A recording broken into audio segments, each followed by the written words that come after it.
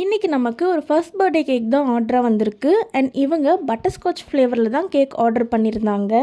இவங்க நம்மளோட new customer. இவங்களோட சிஸ்டர் நம்மக்கிட்ட ரெகுலராக கேக் ஆர்டர் பண்ணுவாங்க. இதுதான் இவங்க ஃபஸ்ட் டைம் நம்மக்கிட்ட கேக் ஆர்டர் பண்ணுறது.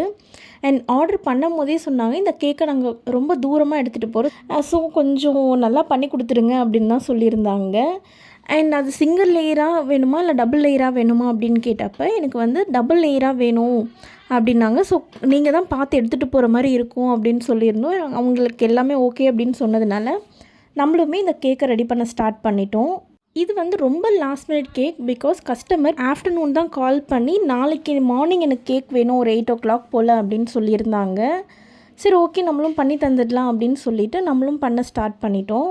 ஆக்சுவலி இந்த கேக் பண்ணும்போது வீடியோவுமே நிறைய ப்ராப்ளம் பண்ணிடுச்சு. இந்த கேக்கோட மேக்கிங் வீடியோவே என்கிட்ட இல்லை. பிகாஸ் வீடியோ ரன் ஆகிட்டு இருக்கும் போதே ஸ்டோரேஜ் ஃபுல்லாகி வீடியோ ஸ்டாப் ஆகிட்டுருக்கு. அது கூட தெரியாமல் வீடியோ ரெக்கார்ட் ஆகிட்டுருக்கு அப்படின்னு சொல்லிட்டு நானும் கடைசியாக தான் இதை நோட் பண்ணேன். அண்ட் டெலிவரி கொடுக்கறதுக்கு முன்னாடி தான் ஒரே ஒரு ஃபோட்டோ எடுத்தேன். அதை தான் நான் இங்கே அட்டாச் பண்ணியிருக்கேன். இதுதான் ஃபைனல் அவுட்புட். இதுக்கும் இந்த மாதிரி கஸ்டமைஸ்டு பர்த்டே கேக்ஸ் வேணால் ஸ்க்ரீனில் தெரியிற நம்பருக்கு வாட்ஸ்அப் பண்ணுங்கள். இந்த கேக் வீடியோ பிடிச்சிருந்தா லைக் பண்ணுங்கள். தேங்க்ஸ் ஃபார் வாட்சிங்.